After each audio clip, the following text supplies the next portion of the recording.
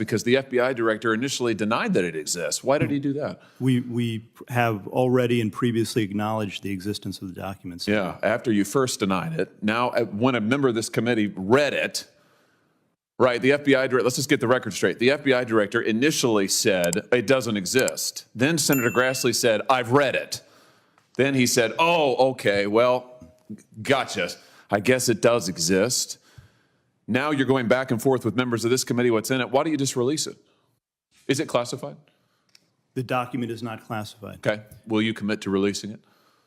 Senator, we'll take that back and we will work with you and this committee. How about just a yes or no? Will you commit to releasing this unclassified document that alleges that the President of the United States,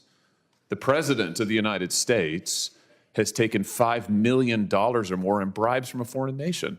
The document has already been released pursuant to a subpoena to the House Oversight Committee. Has it been released to this committee? We will work with this committee within the parameters that are established to meet the request. Will you release the document to the public? It's unclassified. Don't you think the American people have a right to see it? What you just watched is one of the most confrontational and revealing Senate exchanges we've seen in a long time, and honestly, it deserved to be uncomfortable. Senator Josh Hawley didn't just ask questions here. He cornered the FBI with its own record, its own words, and its own contradictions. This wasn't grandstanding. This was oversight the way it's supposed to look when power is actually being challenged. What stood out immediately is how direct Senator Hawley was. No political fluff. No long speeches. Just clear, pointed questions that demanded clear answers, and instead exposed confusion, deflection, and a complete lack of accountability. Before we break it all down, make sure you like this video, subscribe to Congress Lens, and turn on notifications so you don't miss our deep dives into moments like this. I'm Audrey, and let's get into what this exchange really tells us. Thank you, Mr. Chair.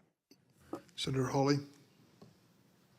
Thank you, Mr. Chairman. Mr. Abadi, let me just stay with you. You just started to answer Senator Blackburn's question that not releasing the 1023 or talking about it as a matter of life and death. Question of life and death, you said. Explain. It is potentially a question of life and death For whom? With regard to the source of the information. So, okay, so now we've confirmed that the document exists. That's progress because the FBI director initially denied that it exists. Why did he do that? We have already and previously acknowledged the existence of the documents. Yeah, after you first denied it. Now, when a member of this committee read it, right, the FBI director, let's just get the record straight. The FBI director initially said it doesn't exist. Then Senator Grassley said, I've read it. Then he said, oh, okay, well, gotcha. I guess it does exist. Now you're going back and forth with members of this committee what's in it. Why don't you just release it? Is it classified? The document is not classified. Okay. Will you commit to releasing it? Senator, we'll take that back and we will work with you and this committee. How about just a yes or no? Will you commit to releasing this unclassified document that alleges that the President of the United States, has taken $5 million or more in bribes from a foreign nation? The document has already been released pursuant to a subpoena to the House Oversight Committee. Has it been released to this committee? We will work with this committee within the parameters that are established to meet the request. Will you release the document to the public? It's unclassified. Don't you think the American people have a right to see it? Senator, the document, as you know, contains sensitive information that has bearing on the life of the source of the information, potentially. You can redact the source's name. We do this all the time.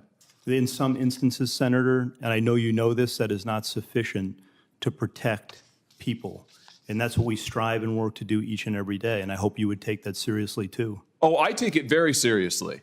But I also take seriously the fact that your institution has repeatedly abused its authority, has repeatedly targeted political opponents. Your institution is the one that went to the door of pro-life protesters with SWAT teams to try and intimidate people because of their speech. Your institution is the one that treated parents as domestic terrorists because of their speech. Your institution is the one that, according to the court, the FISA court, ran 278,000 unwarranted, probably illegal queries on Americans, right? That was your institution, correct?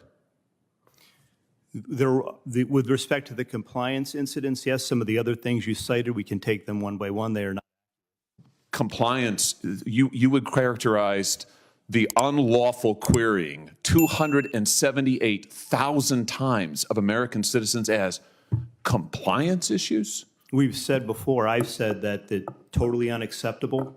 Who's been fired for it? Individuals involved are handled through the disciplinary process. Who's been fired for it? We have, in the case of the unintentional instance where something similar happened, we have fired people in the past. Wait, I'm sorry. What does that word salad mean? The unintentional instance where what does that mean? Who's been fired for the 278,000 times that you improperly or illegally queried the database for American citizens? Anybody? When we find intentional incidents. Well, you're saying that the 278,000 queries were unintentional? I believe that's correct. Wow, 278,000 times American citizens' information was queried by your agency unintentionally? That's your testimony? I would want to go back and check that, Senator. But well, that's what you just told me. My understanding is that the vast majority of Well, wait, that's different. You just said it was. You just said it was unintentional. Now it's the vast majority. Which is it? Do you know? I would want to go back and check it. So you don't know? My understanding is that likely all were unintentional. Likely all. So first it was all of them, then it was vast majority. Now it's likely all. So you don't know is the answer to the question. I don't know the answer as we sit here today, but I will Could find have started out and with I will that get back to probably. you. Who was fired for the lies to the FISA court for the Carter Page warrant? Who was fired for that? Anybody? Has anybody been held accountable for your institution deliberately lying to a FISA court to get a wiretap on an ongoing presidential campaign? There is an ongoing disciplinary process with respect to individuals involved in that. Here's the deal. You're back in front of us asking for the reauthorization of extraordinary authorities. Multiple courts have uncovered extraordinary abuses perpetrated by your agency. You are at the same time concealing information about serious allegations made against the President of the United States, even as your institution also targets his chief political opponent in an unprecedented way. Why would we ever give you the blank check that you want to continue surveilling American citizens in an improper manner? Why would we ever do that? Senator, we're here to talk about reforms today. I did get confirmation that the query... No, we're not. We're here to talk about the reauthorization of Section 702. Why would we reauthorize it, given your track record of abuse and illegal improper surveillance and political targeting? Why would we do that? Why would it be appropriate for this body to do that? We've made significant reforms and implemented corrective measures. We've seen significant progress as a result of that, Senator. The queries that you mentioned early were, in fact, unintentional. That's what I was just told by my counterpart. That is an amazing... The earlier question. So your testimony is the 280,000 queries of American citizens was unintentional. That's your final answer? That's how they were assessed by that team that did the review. I'm not satisfied with that. That's why we've implemented further measures, as I announced earlier today. Yeah, I don't believe that at all. And frankly, we've heard from your agency 1,000 times that you're going to do better, will do better. You promised after the abuses of Title I you'd do better, and then we find out that in the meantime you're illegally querying 280,000 American citizens' data. It's unbelievable, frankly. Everything you say is unbelievable. Senator Tillis. Now that we've watched the full exchange, let's be very clear about what happened here. Senator Josh Hawley didn't raise his voice, didn't interrupt excessively, and didn't mischaracterize facts. He simply asked the most basic questions any oversight body should ask. Does the document exist? Is it classified? Will you release it? Who has been held accountable for abuse? And the answers, or lack of them, are the real story. First, the FD 1023 document. The FBI representative admitted the document exists and is not classified. That alone should have ended the debate. If an unclassified document alleges that the President of the United States accepted millions of dollars in foreign bribes, transparency is not optional, it's mandatory. Senator Hawley was absolutely right to press for its release, especially when it has already been shared with the House Oversight Committee. Instead of a straight answer, we heard repeated references to working within parameters and vague concerns about source safety, despite the fact that redactions are routine and widely used. That refusal wasn't about safety, it was about control. Then came the discussion of FBI abuses, and this is where the exchange became devastating. Senator Hawley listed documented actions, SWAT raids on pro-life protesters, parents labeled as domestic terrorists, and hundreds of thousands of unlawful visa queries on American citizens. These aren't talking points, they are findings confirmed by courts and internal reviews. The most alarming moment came when the FBI official described 278,000 improper queries of Americans' data as unintentional. Think about that for a moment. Not 10, not 100, 278,000 times.